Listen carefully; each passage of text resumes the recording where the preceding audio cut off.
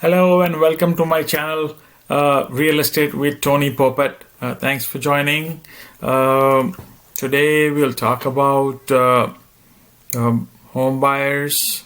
If you're looking for buying a home, I have 10 simple steps for home buying process that I'll share with you. If you haven't visited my website, please visit my website at popatrealty.com, and we have a lot of articles over here on the website, a lot of blogs, videos, buyer's guide, seller's guide. My name is Tony Popat and I'm a realtor. I service the Greater Sacramento area, and I reside in Roseville, but I support all the areas around here.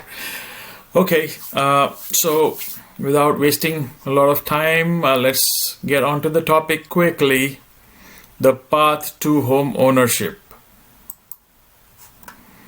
Step number one is, save for your down payment.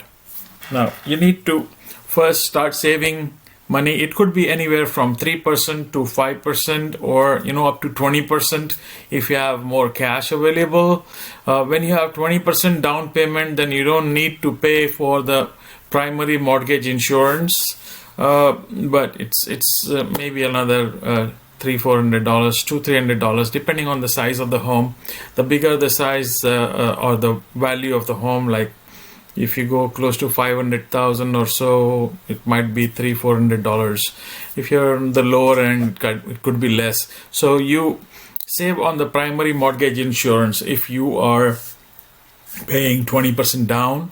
But if you are not paying 20% down, you're putting like 3.5% for an FHA loan, or if you have 5% down for a conventional, in that case there is a primary mortgage insurance clause where we have to pay that extra.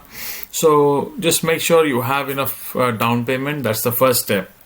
Second step is know your credit score. That is very important. So learn your score and clean up outstanding debts like student loans and credit cards. Credit score is very important because if your credit score is high, you get a better rate. Everyone knows that a better credit score can get you better rates, but the amount of money that you can save over the period of 30 years loan is going to be phenomenal. If you get a better rate now, especially the interest rates are historically low right now, so it's even more important for you to have a good credit score. So if there's any problems in the credit, you can work with a credit repair agency. They help you out in removing some of the issues that you might have in your credit. Excuse me.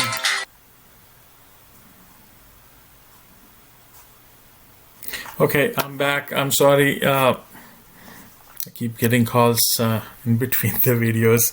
Okay, so step number 3, as you can see, is find a real estate agent. Contact a local professional to guide you through the process. So it's very important, super important to work with a knowledgeable real estate agent who understands the market, who understands the prices of the area, and who has negotiation skills, because a lot of these deals are dependent on how good you're negotiating, what is your realtor capable of, and how good has he negotiated deals in the past. So that's very important. If you are able to get a good realtor who is able to negotiate good deals, whether you're a buyer or a seller, it's always good to have a smart, good negotiator with you. And plus, they might be able to do a lot of due diligence for you, a lot of documentation, and might be able to find the right home for you depending on your likings, your budget. And when they're making offers, they have, they have understanding of what could be required to make an offer, and can discuss with the other agent on what are they looking for. So a good agent is always an advantage on your side and would help you in your buying process. Next step is get pre-approved. So differentiate yourself as a serious buyer and have a better sense of what you can afford. So only 44% of people are usually applying for, making an offer with a pre-approved pre-approval letter. So it's very important for you to have a pre-approval letter, and you are at an advantage when you're making an offer. So this is a very important step. When you're making an offer, if they see a pre-approval letter, the seller has a lot of confidence that this buyer is gonna make it happen. He's gonna once he makes the offer, he's gonna go through and he's qualified and he'll be able to buy the house. Next one is find a home. So work with your agent to find a home in your budget that meets your needs. Basically, finding a home is a big activity. It takes a lot of time, and sometimes you don't find the right home in spite of looking for months and months. So it's very important to be able to identify only the homes, focus on the homes that meet your criteria and not waste times and avoid frustration.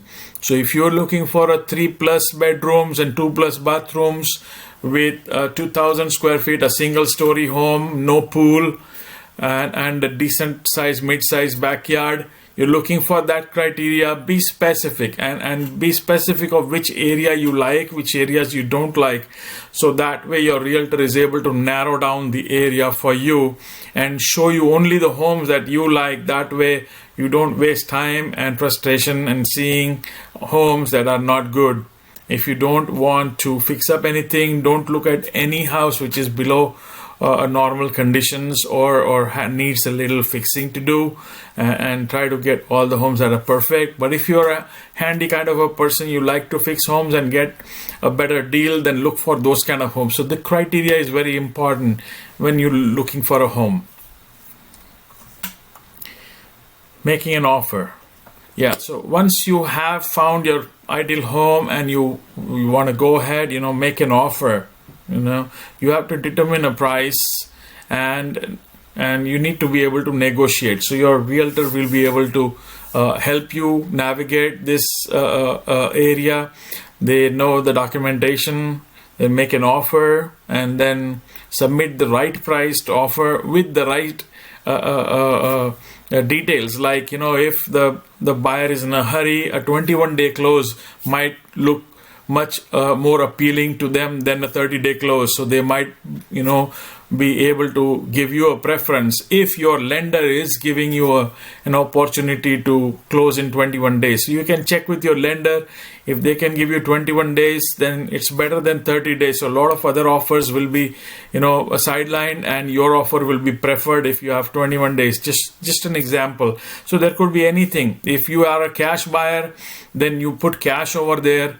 Then all the other offers will be given low priority compared to yours. So whatever is your advantage, discuss with your agent. Try to come up with a strategy where you have an advantage over the others. That way the sellers will prefer you. So making an offer is a very important step, and you need to be able to make the right offer for the requirements of the seller. So ask your agent to talk to the other agents, the seller's agent, and ask him.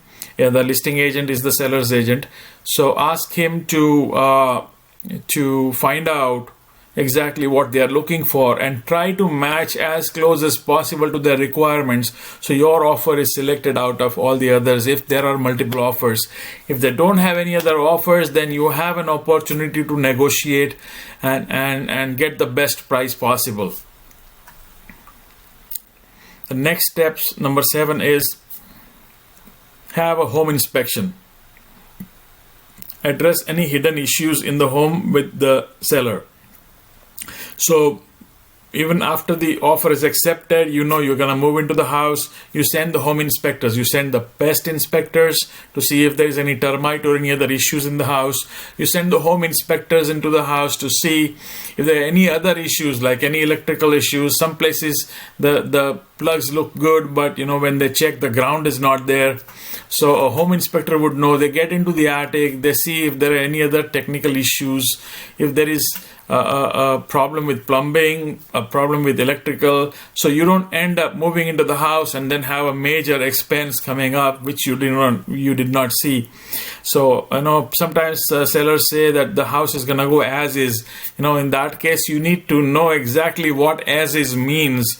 When you're sending an inspector, they will make a whole list of detailed things like the HVAC is this old, it might not last for more than 5 years. So you need to know what you're getting into, and if you are not comfortable, you need to make a list of all the things that you want to fix from the list that you get from your inspection, and then you can put in as a request for repair.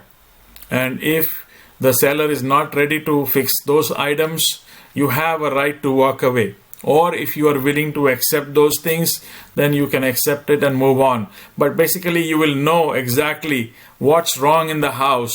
Sometimes you cannot make out a lot of things from looking at the house.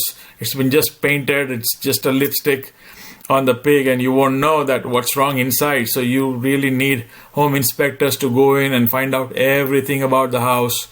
If there are termites, you won't know that there is termite infestation in the house, but termite inspector will be able to find that out. So it's good to have inspections. That way you can send them the request for repair and get the house fixed before you move in.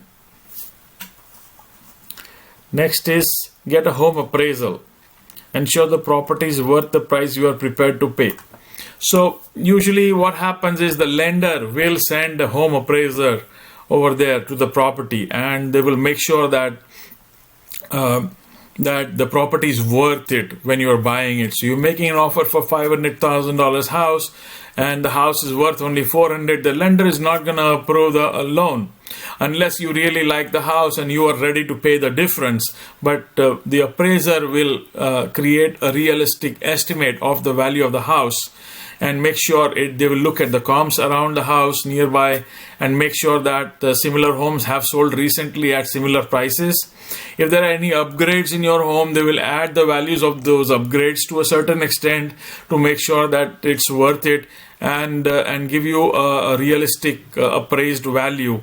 That is the value that your lender goes by. But if you're a cash buyer, you don't have a lender. In that case, you need to make sure you don't go in and just buy the house based on just the comps. You need to send an appraiser yourself if you're a cash buyer, just to make sure that you're buying the house for a particular value and it's worth it. They will give you an exact value of the appraised value of the house. That way you're safe and you don't make a mistake by overpaying on that house. Number 9 is close the sale. Schedule a closing date once the loan is approved so you can sign the final paperwork. So this is the last step. You have to go to the closing escrow, and sometimes they can send a notary to your home with the loan documents, a loan signing agent. If you cannot go to the escrow office, then they can send them to you and you can sign all those documents at home. Just make sure you understand what you're signing, go through all the sections, all the papers properly. And if there is any discrepancy or any difference in understanding, then you need to make sure that you notify your lender or your escrow officer or your agent immediately to rectify those issues.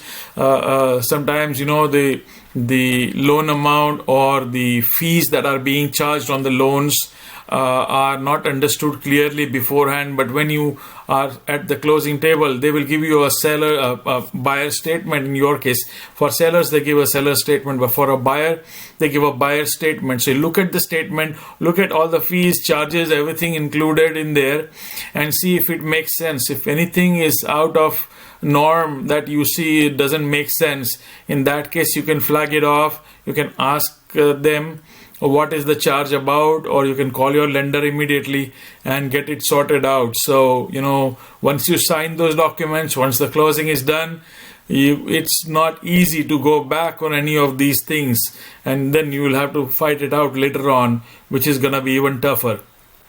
So I would suggest that when you are signing those papers, just make sure the numbers are making sense. The last one is move in. So congratulations, now you are a homeowner. So you move into the house and take the keys, do a walkthrough to the house with the agent. The agent will be able to do a walkthrough to the house and make sure the house is in the same condition that you had looked at when you were making an offer. So if there is some significant change in the house, you need to let the agent know at that time. Okay, so I think that's it from my side. Once again, my name is Tony Popat, and I'm a realtor based out of Roseville, California, which is around the Sacramento area. And my number is 916-251-9206. Thank you for visiting my channel on YouTube or on my Facebook page. It's Tony Tushar Popat Realtor on Facebook, and my website is popatrealty.com. And if you have any questions, please let me know. Have a nice day. Bye-bye.